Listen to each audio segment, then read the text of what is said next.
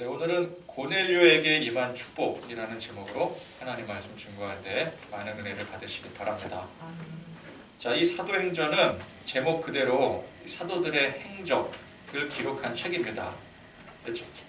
지난번에도 제가 말씀드렸다시피 사실 그래서 이 사도들이 제목에 나오기 때문에 사도들이 주인공인 것 같지만 사실 진짜 주인공은 사도들이 아니라고 했습니다.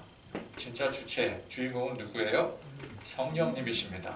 성령님이 주체가 되셔서 성령님의 인도하심에 따른 이 사도들의 행적, 그러니까 이 사도들은 성령님의 대지는 들러리가 되는 것이지 이들이 주체가 아닌 것입니다. 자, 이 성령님의 뜻은 예수님의 뜻과 일치합니다. 예수님은 승천하시기 전에 사마리아와 땅끝까지 이르러 복음의 증인이 되라 명하셨고 이에 성령님을 보내시겠다고 약속을 하셨습니다. 그래서 사도행전은 곧 성령행전, 이 성령님은 사마리아와 땅끝까지 십자가의 복음을 사도들을 통해 전파하도록 인도하시는 것입니다. 그래서 보통 이제 사람들이 베드로를 유대인의 사도라고 칭하고 바울을 이방인의 사도라고 칭하는데 별로 좋은 구분법이 아닙니다. 유대인이냐 이방인이냐 이게 중요한 게 아니라 예수 십자가의 복음을 받아들이고 믿었느냐 아니냐 이것이 중요한 것이죠. 그래서 베드로건 바울이건 유대인을 넘어 사마리아를 지나 땅끝까지 예수님께서 그렇게 말씀하시지 않았습니까? 그 말씀 그대로 베드로는 유대인들에게만 복음을 전하고 바울은 이방인들에게만 복음을 전하고 그게 아니라 누구든 예수님의 이 명령을 받은 사람들은 사마리아를 지나 땅끝까지 이 복음을 증거하는 똑같은 사명자들인 것입니다. 그것은 베드로나 바울도 마찬가지지만 우리들도 마찬가지인 것입니다. 우리도 항상 이 자세를 가지고 어떤 자세요? 땅끝까지. 그렇죠? 항상 이 복음의 지경을 넓혀가야 된다. 그런 마음으로 이 사명을 감당해야 되는 것입니다. 그래서 바울이 지경을 넓혀 멀리 이방으로 향했듯이 베드로도 지경을 넘어 이방으로 향하는 것입니다. 물론 이제 이방을 향한다라는 것이 어떤 지리적, 물리적 요건으로 인해서 멀리 다른 지역까지 간다 그런 뜻도 있겠지만 그렇게 하지 못한다 하더라도 항상 우리 마음 가운데 그죠? 나는 지경을 넓혀야 된다. 나는 이 복음을 땅끝까지 전해야 된다라는 그 태도를 가지고 나가야 된다는 것입니다. 아멘. 자, 그리고 성령님은 베드로와 오늘 이 고넬료라고 하는 한 로마인을 만나게 하심으로 이 이방 선교에 새로운 전환점을 갖게 하십니다. 자, 지난 시간 말씀까지 지난 시간에 이제 베드로가 등장을 했는데 베드로는 예루살렘을 벗어나 욥바라고 하는 곳에 머물고 있었습니다. 욥바는 예루살렘과 가까운 지역입니다. 그래서 사실 욥바가 유대 땅에 있는 지역이기 때문에 여길 가지고 이방이다라고 말하기는 애매하지 않겠습니까? 같은 나라인데 무슨 이방이겠어요? 그러니까 이방이라고 부르기는 민망하지만 어쨌건 간에 베드로가 자의에 의해서가 아닐지라도 이방으로 그러니까 예루살렘 밖으로 향했다라는 그 자체가 중요한 것입니다. 이제 이 베드로에게도 이방 선교의 어떤 그런 기회가 열려지게 됐더라는 것이죠. 한편 이제 이 사도행전 10장으로 넘어오니까 성경은 고넬료라고 하는 한 사람을 소개를 하고 있습니다. 고넬료는 로마 군대의 백부장입니다. 그런데 그는 로마의 관료이면서도 보니까 온 집안이 경건하게 하나님을 믿고 항상 기도하며 구제에 힘쓰는 사람이라고 했습니다. 자, 로마 백부장이니까 이 로마에서 태어나고 로마에서 자랐다가 거기서 또 군 생활을 하다가 유대 지역에 이 가이사랴 지방에 이제 파견이 나온 것 아니겠습니까? 오랫동안 이제 파견 나와서 그 살다 보니까 하나님을 믿게 된 거예요. 그 지역에 동화가 돼서. 근데 이것이 그냥 단순히 그 지역의 유대인들과 어떤 우호 관계를 목적으로 종교를 이용해서 종교를 갖는 게 아니라 보통 이제 그렇게 생각하는 사람들이 많지 않겠습니까? 많지는 않더라도 덜어 있지 않겠습니까? 지역 유지로 이제 갔는데 지역 주민들과의 어떤 화합을 도모하기 위해서 그들이 믿는 문화라든지 종교 이런 걸 이제 같이 따라하는 해주는 그런 이제 정치적인 그런 것들이 있는데 이 고넬료는 그런 목적으로 종교를 가진 게 아니라 정말 하나님을 진심으로 믿었던 것 같아요. 그리고 그 위치에서 솔선수범을 합니다. 유대 사회에서도 덕이 되고 모범이 될 정도였습니다. 자, 그 배타적인 유대 사회에서 그것도 로마 관리가 인정받기가 얼마나 어려운 일이겠어요. 그만큼 이 고넬료는 참 대단한 사람인 것입니다. 자, 그랬던 그가 열심히 기도하더니 드디어 하나님께서 환상 중에 천사를 보내 말씀을 하십니다. 자, 보통 이 시점에서 사람들이 무엇을 기대를 하겠습니까? 자, 교회를 열심히 섬기고 봉사하고 또 주변에 막 덕이 자자하고 막 저 사람 정말 믿음 좋고 또 그만큼 또 성실하게 잘 섬기고 봉사하고 그러더니 또 기도도 그렇게 열심히 한 끝에 하나님께서 응답하셨대요. 야, 그러면 사람들이 야, 드디어 저 사람에게 놀라운 축복이 임하겠구나. 그렇게 생각하는 게 당연한 것입니다. 여러분, 우리 하나님은 하나님 앞에 충성을 다하고 또 열심히 섬기고 기도할 때 응답하시고 축복을 내려주십니다. 자, 그러면 그 하나님께서 우리에게 내려주시는 그 축복이 어떤 축복인가? 이것이 중요하겠죠? 보통 사람들은 열심히 섬기고 충성한 대가로 얻어지는 보상들을 생각을 하게 됩니다.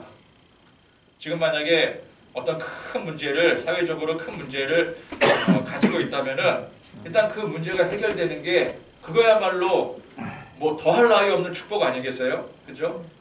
해결할 수 없는 문제인데 하나님께서 응답해 주셔서 그 문제가 해결이 되었다. 또는 정말 몸이 아파요. 아픈 데가 있어요. 근데 아픈 게 이게 병원에 가도 안 되고 그러는데 하나님께서 기적적으로 치료해 주시는 거. 또 부와 명예를 얻는 거. 보통 사람들이 생각하고 바라는 축복이 이런 것들입니다. 내가 열심히 기도한 만큼 이제 내 자녀가, 우리 자녀가 대학에, 원하는 대학에 합격하고 대학에 합격하게 해달라고 그냥 뭐 수험생들 부모들 얼마나 기도를 해요. 새벽에 나와서 기도하고 또 철야 기도하고 그랬을 때 그 대학에 딱 합격하는 거. 또 열심히 헌신하고 봉사한 만큼 취업에 성공하고 또 사업하는 사람 사업이 나날로 번창하게 되는 거. 예전에 있던 교회에서 그 청년부에 그 이제 청년 담당 목사님이 그 이제 연말이 되면은 그 이제 청년들 임원 선출을 하잖아요. 그럼 청년 회장을 이제 딱 이렇게 하는데 이제 청년들한테 항상 그래요. 우리 교회는 전통적으로 청년 회장이 되면은 그 다음에 바로 취업이 되더라. 축복받아서. 그래가지고 막 도전을 합니다. 아, 그게 얼마나 큰 은혜요, 축복이에요, 그죠? 근데 정말로 그냥 이렇게 이제 막 취업 준비하던 그런 청년들이 청년회장을 열심히 하면서 그 다음에 막 좋은데 막 취직하고 그런 일들이 많이 있었어요. 근데 그런 식으로 이제 우리가 하나님 앞에 이만큼 열심히 청년회장으로 또 교회에서 봉사하고 헌신하고 또 기도하고 했으면 하나님께서 그에 대한 보답으로 좋은 직장에 이제 취업하게 해주시고 사업하시는 분들은 사업이 번창하게 해주고 여러분 이렇게 바라지 않는 사람이 세상에 어디 있겠어요? 그렇죠? 자, 고넬료가 이방인임에도 불구하고 그렇게 하나님을 믿고 잘 섬기고 로마 이 백부장이라는 그 위치에서도 사람들, 유대인들을 그렇게 구제하고 돕는 데 힘쓰고 또 기도까지 열심히 했으니 누구나 생각하기를 야, 저 사람은 더 높이 올라갈 거야. 하나님이 축복해 주셔서 더 큰 성공을 하게 될 거야. 그렇게 사람들이 생각하는 것이 당연한 것이죠. 자, 그런데 정작 이 고넬료에게 임하신 하나님 뭐라고 말씀을 하십니까? 오늘 말씀해 보니까 내 기도와 구제가 하나님 앞에 상달되어 기억하신 바가 되었으니 자, 여기까지 좋습니다. 자, 얼마나 기대가 됩니까? 하나님께 인정받은 거예요. 야, 하나님이 인정하셨단다. 그럼 이제 그 앞으로 이제 뭐 벌어질 일들이 아주 뭐 기대가 가득한 거죠. 근데 그 다음 말씀을 보니까 네가 지금 사람들을 욥바에 보내어 베드로라 하는 시몬을 청하라. 자, 사람들이 보통 생각하는 복을 기대했다면은 베드로는 거기에 해당되는 사람이 아니에요. 그죠? 참 지금 백부장의 위치에서 더 높은 위치에 올라가고 더 큰 부와 명예를 얻는다고 하면은 누구를 만나야 되겠어요? 자기보다 높은 사람 만나야죠. 유력한 인사를 만나야죠. 뭐 로마 고위 관료나 뭐 총독이나 적어도 그런 사람들 만나야 되지 않겠어요? 그런 사회적으로 영향력 있는 사람을 만나야 뭔 유익이 생기지. 베드로가 누굽니까? 베드로가 이 초대 교회 안에서나 사도로 대접을 받지, 그냥 이 유대 사회 또 로마 사회 안에서는 이 베드로는 어부 출신의 그냥 신생 종교 관계자일 뿐이에요. 사회적으로 아무런 영향력이 없는 사람입니다. 그럼 이런 사람 만나서 뭘 기대할 수 있겠어요? 적어도 세상의 부, 명예, 세상에서 잘 나가는 그런 복은 이 베드로라는 사람을 통해서는 기대할 수가 없는 거죠. 자, 어떤 사람이 열심히 주를 위해 헌신하고 충성을 다하고 불철주야 기도한 끝에 하나님의 음성이 들렸어요. 말씀하시기를 너는 저기 포천에 있는 주게르 교회라는 곳에 가서 이희창 목사를 만나거라. 그러면 그 사람 뭘 기대하겠습니까? 누구야 그 사람이? 그 교회는 도대체 어떤 교회야? 검색해도 나오지를 않네? 뭐 막혔던 일이 잘 풀리고 뭐 사업 잘 되고 뭐 자녀 진로 잘 되고 그런 일을 기대를 하겠습니까? 뭐라고 기대하겠어요? 뭐라고 생각하겠어요? 아, 이게 나보고 겸손이 더 낮아지라는 뜻인가 보다. 아직도 부족한 가르침을 더 받으라는 뭐 그런 메시지인 것 같다. 그런 쪽으로밖에 생각할 수 없을 것입니다. 제가 제 스스로를 비난을 하려고 그러는 게 아니라 성질이 다르다라는 뜻이에요. 적어도 사회적인 성공을 원하면은 그쪽에 관련된 사람을 만나야 그 길이 루트가 트이는 거죠. 하나님께서 고넬료에게 베드로를 청해 만나라 말씀하셨을 때에는 여기 세상 영광이나 축복 이런 것과는 이미 거리가 먼 거예요. 하나님은 이방인인데다가 로마 관료임에도 불구하고 이 낯선 유대 땅에 와서 하나님을 믿고 잘 섬기고 충성을 다하는 고넬료를 축복하기로 하셨습니다. 그런데 그 축복은 보통 사람들이 생각하고 바라는 그런 축복이 아닙니다. 분명 우리 하나님은 사람들의 생각을 훨씬 뛰어넘으십니다. 근데 그렇다라고 하는 것은 보통 사람들이 생각하는 축복보다 훨씬 더 큰 축복을 생각하고 계신다라는 거예요. 여러분 믿으십니까? 우리 하나님은 우리가 생각하는 복과는 전혀 다른 복을 준비하고 계세요. 그리고 분명한 것은 그 복은 우리가 생각하는 것과는 비교할 수 없을 만큼 크고 놀라운 축복이라는 거예요. 아멘.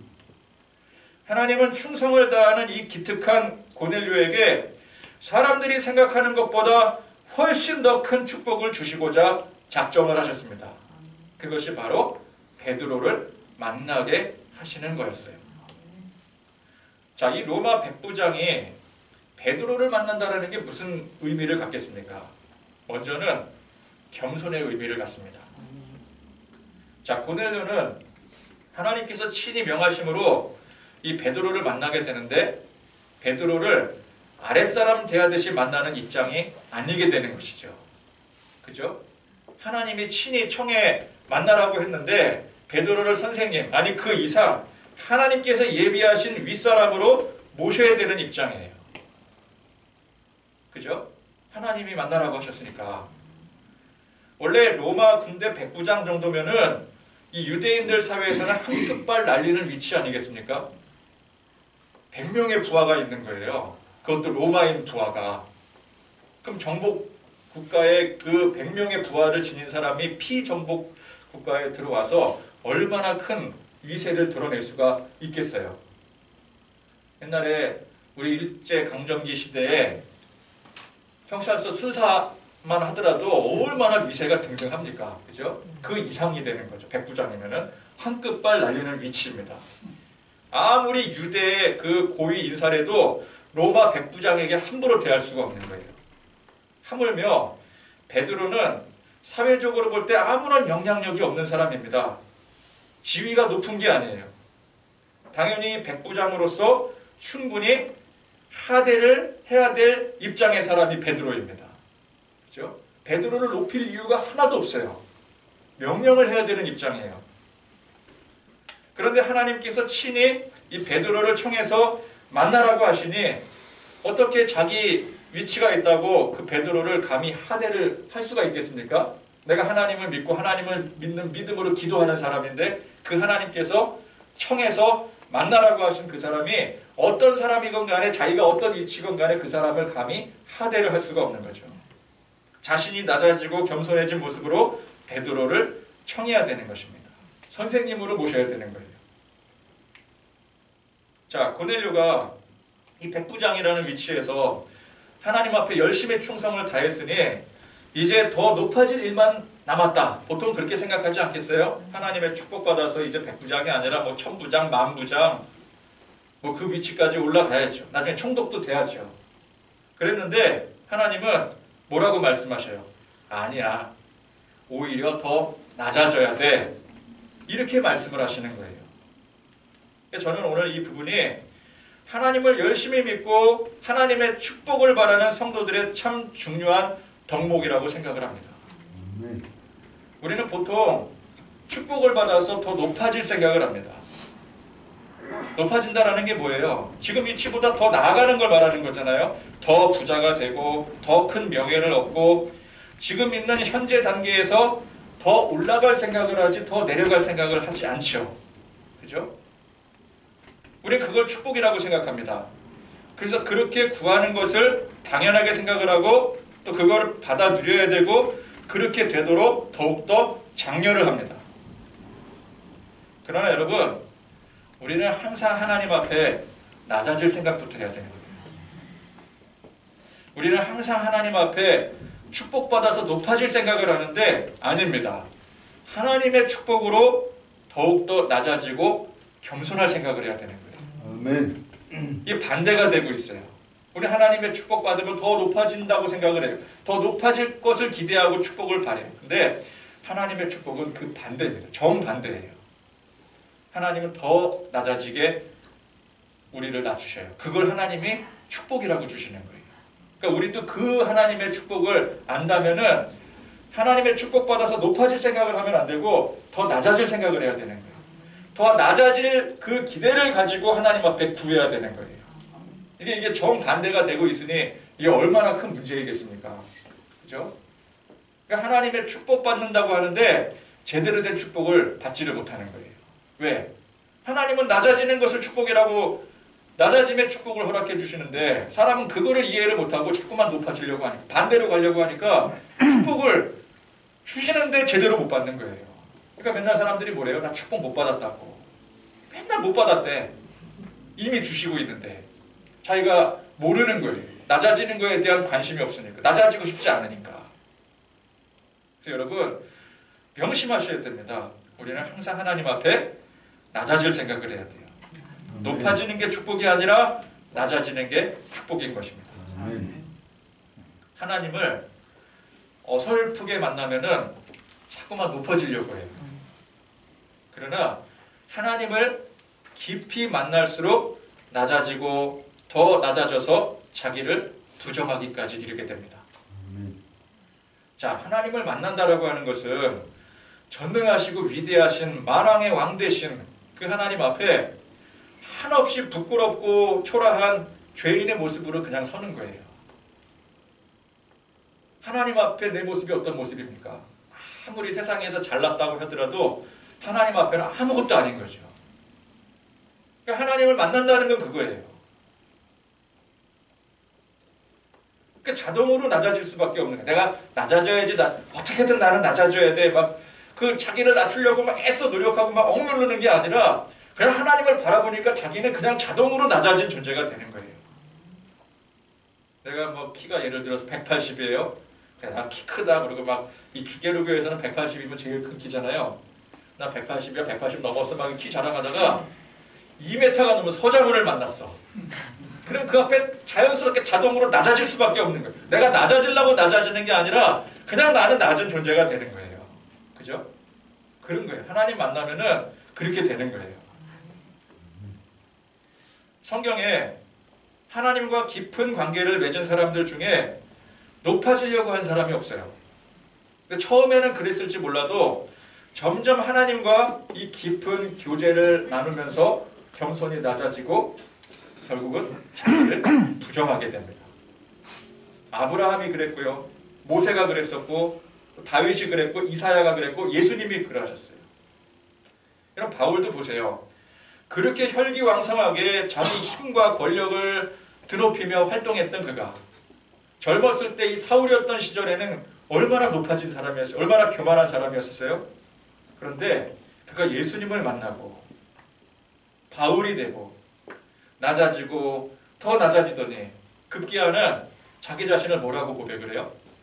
나는 죄인 중에 괴수다. 자기가 죄인 중에 괴수래요. 젊은 시절의 사울은 자기가 최고인 줄 알았어요. 나는 가말리엘 학파에서 율법을 교육받은 나는 엘리트 출신이고 나는 누구보다 충성을 다하고 나는 예수 믿는 사람들 그냥 가만히 놔두지 않을 거고 나한테 한번 걸려봐. 내 손모가지 안에 한번 걸려봐. 내 다 죽을 줄 알아. 그리고 다녔던 사람이었어요. 그런데 바울이 되고 점점 예수님과 깊은 교제 관계에 들어가면서 성령 충만해지면서 자기 자신을 부정하다 부정하다. 나중에는 나는 죄인들 중에서도 괴수다. 그렇게 비하하기까지 하는 겁니다. 성경에 하나님 축복받아서 더 큰 부자가 되고 또 왕이 되고 그런 사람들도 많지 않느냐? 그러나 아브라함이 하나님 앞에 부자 되게 해달라고 구해서 받았습니까? 그런 게 아니었어요. 아브라함은 결정적일 때 항상 하나님 앞에 자기 자신을 낮췄어요. 그 태도로 사람들 앞에서도 겸손히 자기를 낮췄습니다. 그가 부를 구해서 얻은 게 아니라 하나님께서 주신 것이었어요. 다윗이 왕이 됐잖아요. 근데 왕이 되겠다고, 왕이 되게 해달라고 한 번이라도 하나님 앞에 구한 적 있습니까? 줘도 안 받을 지경이에요. 지금 내가 이 정치적인 모략으로 내가 이렇게 쫓겨다니는데 왕이 되면 뭐 하겠어. 그죠? 한 번도 구한 적이 없어요. 그냥 인생 자체가 바닥이었습니다. 한없이 낮아지고 낮아져서 더 이상 낮아질 데가 없을 정도로 뭐 완전히 지하 안반을 뚫고 들어간 그런 인생이었어요. 낮아짐의 극치가 누구십니까? 예수님 아닙니까? 예수님? 예수님은 하늘 영광, 삼위일체의 그 하나님의 영광을 버리고 스스로 인간의 모습으로 오시고 낮고 천한 죄인의 십자가를 지셨습니다. 무엇이 축복입니까? 아브라함이 거부가 된, 부자가 된 게 그게 축복입니까? 아닙니다. 아브라함이 평생 하나님을 모시며 그 앞에 겸손히 엎드린 게 그게 축복인 거예요. 모세가 민족의 영웅으로 등극한 게 그게 축복입니까? 아닙니다. 하나님과 항상 대면하여 교제하면서 그러는 가운데도 언제나 하나님을 두려워하며 그 앞에 무릎 꿇은 게 그게 축복인 거예요. 다윗이 왕의 자리에 앉은 게 축복입니까? 아닙니다. 목자의 보호를 받는 한없이 부족하고 연약한 양의 모습으로 산 게 그게 축복인 거예요. 그래서 이렇게 축복받은 사람들이 고백한 내용 보면은 내가 왕이 돼서 하나님 감사합니다. 내가 부자가 돼서 감사합니다. 그렇게 고백하지 않았어요. 다윗을 보세요. 다윗을 저 푸른 초장에 나를 누이시는 그 하나님을 찬양했어요. 내가 양이 된 게 그만큼 감사하고 그게 하나님 앞에 내가 받은 큰 축복이라고 고백하고 살았던 사람이었어요. 우리는 하나님 앞에 자꾸만 높아질 것을 구하면 안 됩니다. 그러면 하나님께서 강제로 낮추셔요. 이것 봐라. 그리고 낮추셔요. 우리는 항상 하나님 앞에 겸손히 낮아져야 됩니다. 그러면 하나님이 우리를 높여주셔요. 우리가 낮아질 때 높여주셔요. 또 그렇다고 그거를 기대하고 또 머리 써서 내가 나를 낮추면 하나님께서 높여주시니까 최종적으로 높여주시니까 지금은 나를 낮춰야 되겠다. 낮아지는 신용을 한다면은 하나님이 그 마음을 모르시겠습니까? 대번에 아시고 그 마음을 꿰뚫어 보시고 그러니까 그 마음은 행위로는 내가 낮아진다 하지만 그 마음으로는 사실은 높아지고 싶은 거거든요. 높아지기 위해서 낮아지는 거잖아요. 그 하나님이 다 꿰뚫어 보시기 때문에 더 괘씸하게 여기고 가중처벌로 더블로 낮춰주십니다. 그러면 그냥 망하는 인생 망하는 길로 그냥 직결 가는 거죠. 그러니까 여러분 우리가 나중에 성공하기 위해서 지금 낮추자 이게 아니에요. 그것도 속셈이 뻔히 보이는 거거든요. 나중에 높아지고 싶어서 그러는 거거든요. 애초에 우리는 높아질 생각을 하면 안 되는 거예요. 나는 높아지는 거 아무 의미 없다. 하나님 앞에 자꾸 낮추고 그럼 알아서 하나님이 높여주셔요. 근데 높여준 그 높은 자리가 그게 감사한 게 아니거든요. 하나님이 나와 함께 하신다라는 그 자체가 감사하게 되는 거예요. 하나님이 나를 이렇게 높여주셨더니 그 높아진 자리가 그게 감사하다. 그럼 그 사람은 다음에 또 어떻게 될지 몰라요. 그러니까 여러분 우리는 세상에서 높아지고 잘되고 성공하는 게 이게 목적이 아닙니다. 하나님 앞에서 하나님을 높이고 하나님을 경외하고 하나님께 영광 돌리는 게 이게 성도의 목적인 거예요. 아멘. 하나님을 높이고 경외하고 영광 돌리면 우리는 자연스럽게 낮아지게 됩니다. 태도가 그렇게 돼요. 정복국의 백부장임에도 불구하고 이 피정복국에 아무런 영향력 없는 그 사람을 선생님으로 극진히 모시는 게 이게 하나도 어색하지가 않은 거예요. 근데 자존심이 있지, 체면이 있지. 아무리 하나님이 그렇게 말씀을 하셔도 내가 백부장으로서 어떻게 저 갈릴리 어부 쪼가리를 아무것도 아닌 사람을 내가 모셔서 선생님으로 대할 수가 있어? 그거는 못해. 세상 욕망에 휘둘려 사는 사람은 그게 얼마나 자존심 상하는 일입니까? 그죠? 조금이라도 손해보는 것을 싫어해요. 나보다 낫다고 평가한 사람을 그 사람에게 무릎 꿇거나 고개 숙이는 걸 절대 용납 못해요. 그죠? 사람들 그러잖아요. 내가 남보다 못하는 것이 견딜 수가 없어요. 남들이 나보다 더 잘 사는 것이 배가 아파요. 사촌이 땅을 사면 그 사촌이 미워지고요. 그러면 그 사람은 항상 누군가를 이기기 위해서 골치 아픈 인생을 살아야 돼요. 언제까지 이기면 만족하겠습니까? 세상 1위가 되더라도 만족을 못해요. 1등 하면 뭐예요? 1등 자리를 위협받게 생겼는데 누가 쫓아올까봐, 혹시 누군가가 지금 내가 차지한 이 자리를 가로칠까봐. 그래서 골치 아픈 인생 살아야 돼요. 여러분 이건 축복이 아닙니다. 이건 저주예요. 높아지려고 그 높은 것을 목적으로 사는 사람은 그게 축복인 줄 아는데 사실 그 반대입니다. 그건 저주예요. 또 낮아져야 비로소 진리를 얻을 수가 있습니다.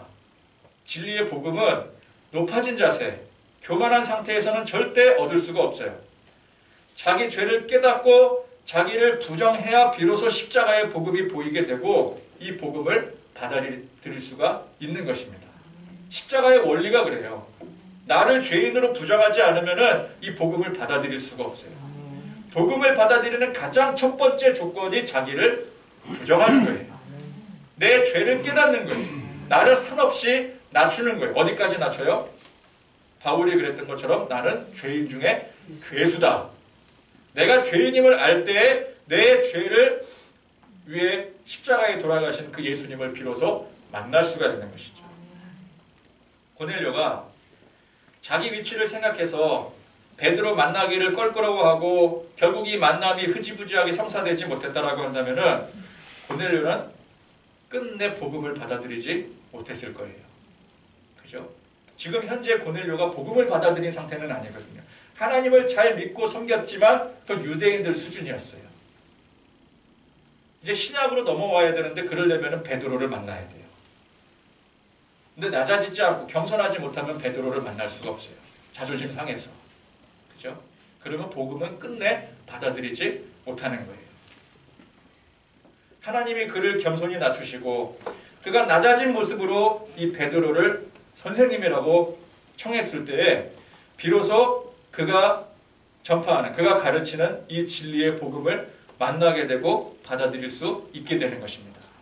만남이야 얼마든지 주선할 수 있죠. 자기 군사들이라든지 아니면 하인들 시켜가지고 베드로라는 사람인데 데리고 와라.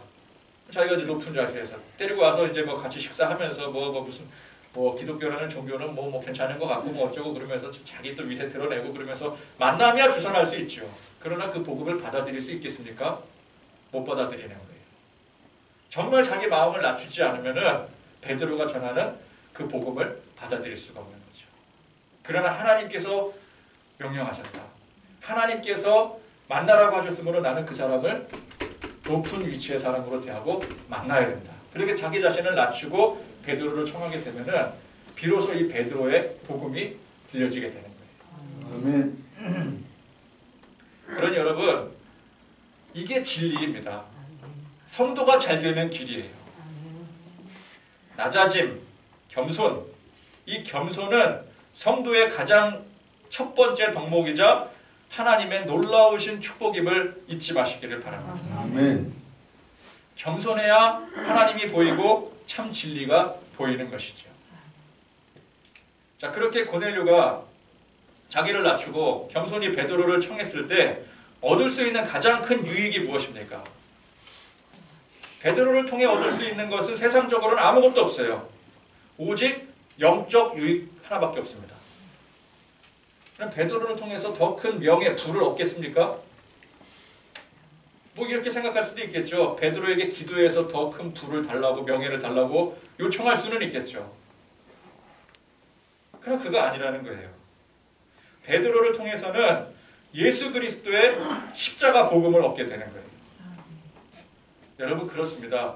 인생 가장 큰 축복은 예수님을 만나는 거예요. 아멘. 예수님을 만나야 그 영혼이 사는 것입니다. 아멘. 아무리 고넬료가 하나님 잘 섬기고 기도 열심히 하고 봉사하고 그리고 구제활동 아무리 열심히 해도 예수님 만나지 못하면 그 영혼 죽는 거예요. 그냥 하나님 믿는다고 다가 아니에요.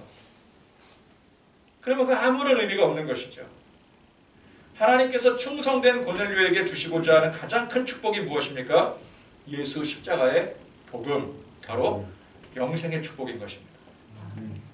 앞서 하나님께서 고넬료에게 사람들이 생각하고 바라는 것과는 비교할 수 없는 놀라운 큰 축복을 준비하고 계신다라고 했어요. 그 축복이 무엇입니까? 예수 십자가의 복음, 영생의 축복이에요. 자, 이 축복을 우습게 여기거나 시시하게 여기는 사람들이 참 많습니다. 일단 믿지 않는 사람들은 이 축복의 가치를 전혀 모릅니다. 그죠? 모르니까 안 믿는 거죠. 알면은 안 믿겠습니까? 알면 믿어야지. 모르니까 안 믿는 거거든요. 당연한 거예요. 그래서 안 믿는 사람들이 볼 때 교회 다니는 사람들은 열심히, 야, 저 사람들이 열심히 교회 다니면서 종교 생활을 해서 더 나은, 지금보다 더 나은 삶을 바란다고 생각을 해요. 안 믿는 사람들 입장에서는. 그죠? 종교 생활하는 이유가 뭐예요? 뭔가 더 나은, 더 윤택한 삶을 위해서 종교 생활을 하지, 뭐 아무것도 못 얻는데 종교 생활을 왜 하겠어요? 교회 안 다니는 사람들 입장에서는 그렇게 생각할 수밖에 없죠. 근데 그런 기대 심리로 잘 된다면은 교회 다니는 보람이 있겠지만, 그런 기대 심리와는 다르게 여전히 사는 게 궁핍하고 또 고난이 많고, 그럼 뭐라고 생각해요? 야, 저 사람은 교회를 뭐하러 다니냐? 교회를 참 헛다니는구나. 그렇게 생각을 해요. 여러분들 잘 보십시오. 교회 열심히 다녀서 그 덕에 부자 되고 명예 얻고 잘 되는 사람이 많습니까? 그 반대가 많습니까? 우리 이제 간증을 들으면은 그런 사람들이 간증을 하잖아요. 막 열심히 기도해서 부자가 되고 막 영광을 얻고. 근데 그 간증하는 사람들이 하나인 거예요. 대부분의 사람들은 교회를 다닌다고 그 덕분에 부자 되고 막 성공하고 세상 잘 되는 일이 거의 없어요. 별로 없어요. 또 잘 되더라도 엄밀히 따져보면은 이 교회 덕이 아니라 다른 데 원인이 있는 경우가 많아요.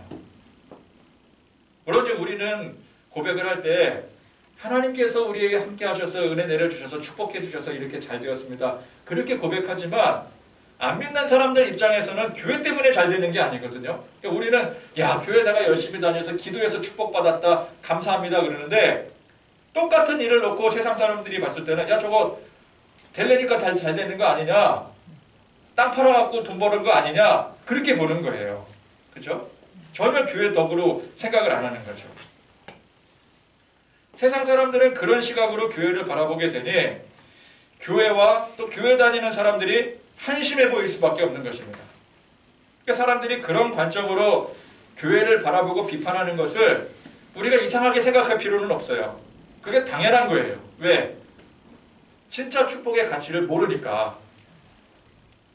그래서 교회 밖의 사람들이 이 진짜 축복의 가치를 몰라서 우습게 여기거나 시시하게 여기는 것은 이거 사실 문제가 아니에요. 그건 당연한 거예요. 문제는 뭐예요? 교회 안에 있는 사람이 이 진짜 하나님이 우리에게 주시는 축복의 가치를 우습게 여기거나 시시하게 여기는 데 있는 거예요. 이게 문제인 거예요. 근데 우리는 자꾸 문제를 밖에서 찾으려고 그래요. 사람들이 교회를 공격하는 데 자꾸만 혈안이 돼가지고 거기에 방어를 하려고 하는데 그건 신경 쓰지 않아도 돼요. 그렇게 생각하는 게 당연한 거예요. 그거는. 문제는 우리 안에 있는 거예요. 교회 안에 있는데도 불구하고 우리 하나님께서, 우리 주님께서 주시고자 하는 그 축복의 의미를 몰라서 자꾸만 딴 데 마음을 품는 사람들이 많은 게 이게 문제인 거예요. 교회를 열심히 다니면서 복음을 듣고 말씀을 들음에도 불구하고 십자가의 복음, 이 영생의 축복의 가치를 시시하게 생각하는 사람들이 참 많이 있습니다. 이게 진짜 복입니다. 아무리 강조를 해도 알았습니다. 내가 다 알죠. 알았으니 그거는 됐고 보통 이런 태도예요. 그래서 항상 구하는 것이 뭐예요? 물질, 건강, 세상 영광, 문제 해결들이에요. 결국은 안 돼요. 나도 복음이 뭔지를 안 돼. 그게 영광스럽고 그게 큰 축복이라는 거 안 돼요. 근데 막상 그 사람이 구하는 걸 놓고 보면은 다 세상적인 것들이에요. 물론 우리가 예수 온전히 믿으면서 필요할 때 하나님께 물질도 구하고 건강도 구하고 문제 해결도 요청합니다. 그건 아주 자연스러운 일이고 성도로서 하나님을 믿는 성도로서 자녀로서 당연한 일이죠. 그러나 그것이 주가 아닙니다. 필요할 때 구하지만 사실 여러분 이걸 아셔야 돼요. 우리가 구하지 않아도 정말 하나님을 믿고 십자가 복음 아래 설면은 하나님께서 알아서 다 주셔요. 아멘. 하나님이 알아서 주시는 것들이에요. 그러니까 이런 것들은 뭐 구할 수 있지만 당연히 구해야 되겠지만 안 구해도 상관없어요. 사실은. 아멘. 뭐 구해도 좋고 안 구해도 좋은 거예요. 근데 그거를 이거 반드시 이거 구해야 된다고 예수 믿는 사람들이 이걸 구해서 받아야 된다고 그러는데 그거 다 거짓말이에요. 우리 하나님이 우리를 자녀로 삼으셨는데 우리가 안 구한다고 안 주시겠습니까? 우리 자녀가 여기 있어요. 제 자녀가. 제가 뭐 이렇게 구하는 게 없어요. 말이 없어요. 그럼 안 줍니까? 밥 달라고 안 하니까 밥 안 줘요? 뭐 사달라는 거 말을 안 하니까 아무것도 안 사줍니까? 아니에요. 더 사주고 더 주고 그러는 거예요. 그걸 아셔야 돼요. 하나님은 우리가 하나님 지금 돈 필요해요. 지금 문제 해결해 주세요. 지금 건강이 필요해요. 그거 안 구해도 하나님이 다 알아서 해주시는 거예요. 그러니까 그건 별로 중요한 게 아닌데 사람들이 그거 중요한 줄 알고 그것만 붙들고 있어요. 그게 주가 아닙니다. 그런 물질이나 세상 영광 구하는 것보다 하나님께 영광 돌리고 항상 기뻐하고 감사하는 게 그게 주가 되어야 되는 거예요. 아멘. 80%, 90%는 예를 들어서 기뻐하고 감사하고 영광 돌리는 가운데 한 10% 정도 문제 해결 요청하고 물질이나 건강도 구하고 그러는 거예요. 실질적으로 하나님 앞에 100% 다 세상 필요한 것만 구하고 있다면은 그 사람은 실제로는 그게 훨씬 중요한 거예요. 그러니까 뭘 구하느냐, 뭘 기도하느냐에 따라서 그 사람이 지금 뭐를 중요하게 여기느냐라는 것을 알 수가 있어요. 말로는 우리 항상 그러죠. 십자가 복음이 그거 최고의 축복입니다. 나에게 이미 축복이 임했습니다. 그러면서도 하나님 앞에 구할 때는 하나님 내 십자가 하나님의 그 예수님의 그 십자가의 복음에 그 영광 돌리고 감사하는 게 아니라 맨날 물질 구하고 건강 구하고 뭐 필요합니다. 뭐가 문제입니다. 뭐가 죽겠습니다. 그러면 그 사람은 그게 주가 되는 거예요. 인생에. 그렇죠. 그렇지 않겠습니까? 실질적으로 하나님 앞에 100% 세상 필요한 것만 구하고 있다면 그 사람은 실제로 그게 훨씬 중요한 거예요. 십자가 구원의 복음이 얼마나 가치 있는 것인지를 그걸 모르는 것입니다. 복음에 살고 복음에 죽는 사람들은 이 복음에 기뻐하고 감사하고 영광 돌리고 이 복음의 사명을 감당하는데 사실 100% 거의를 다 쏟아요. 자, 90%라고 했지만은 실제로 이런 사람들은 100% 가까이까지 거기에 다 집중하면서 살아가는 사람들이에요. 여러분 성경의 위인들 보십시오. 그들도 처음부터 하나님 앞에 온전히 영광 돌리는 인생이 아니었습니다. 처음에는 이들도 다 세상 영광을 구했었어요. 아브라함도 처음에는 가족 잘 되기를 원했죠. 세상에서 잘 사는 복을 원했죠. 야곱은 어떻습니까? 야곱은 거의 평생을 그렇게 살아왔었어요. 모세도 젊을 때는 자기 능력, 자기 영광을 위해 산 사람이었습니다. 베드로도 예수님 열심히 쫓아다녔지만 그 마음 중심에는 뭐가 있었어요? 세상에서 잘 되는 거, 높은 자리에 앉는 거. 제자들이 그거 가지고 맨날 싸웠잖아요. 그러다가 점점 하나님을 깊이 만나게 되고 예수님을 깊이 만나게 되고 그러면서 세상 영광 구하던 그 빈도수가 줄기 시작합니다. 줄기 시작해요. 그러더니 어느 순간부터 이제 비슷한 시점이 오게 되죠. 처음에는 세상 영광만 구하다가 점점 하나님 앞에 감사하고 살아야 되는구나. 그렇게 살다가 그게 이제 비슷해지는 시점이 딱 오는 거예요. 교차점이 오게 되는 거죠. 그리고는 어떻게 돼요? 역전이 되죠. 이제 하나님 앞에 영광 돌리고 감사하고 자기 자신을 낮추고 높아지려고 사는 게 아니라 더욱더 낮아지려고 사는데 더 많은 퍼센테이지를 쏟게 되는 거예요. 그러다가 나중에는 어떻게 돼요? 온전히 하나님의 영광, 그분의 임재에 감사 찬양하는 삶으로 바뀌게 되는 거예요. 여러분, 하나님 앞에 영광 돌리고 감사 찬양하는 삶은 자동으로 나 자신을 낮추는 삶이 되는 거예요. 나를 낮춰야 하나님 앞에 영광 돌릴 수 있는 거거든요. 나를 낮추지도 않고 하나님 앞에 영광 돌린다, 그건 있을 수도 없는 일이고 거짓말이에요. 말도 안 되는 일이에요. 나를 낮춰야지만 하나님을 높일 수가 있어요. 나와 하나님을 동시에 높일 수가 없어요. 하나님만 섬겨야 되는 거예요. 여러분, 야곱을 보십시오.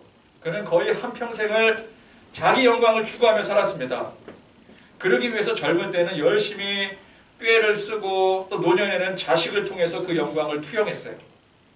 그러다가 정말 인생 막판에 자신의 인생은 나그네 길 인생이었노라.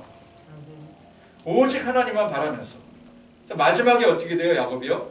자녀들에게 축복하잖아요. 하나님의 축복을 내리잖아요. 그리고 죽었어요. 여러분, 신앙생활이 무엇입니까? 이걸 깨닫는 게 이게 신앙생활이에요.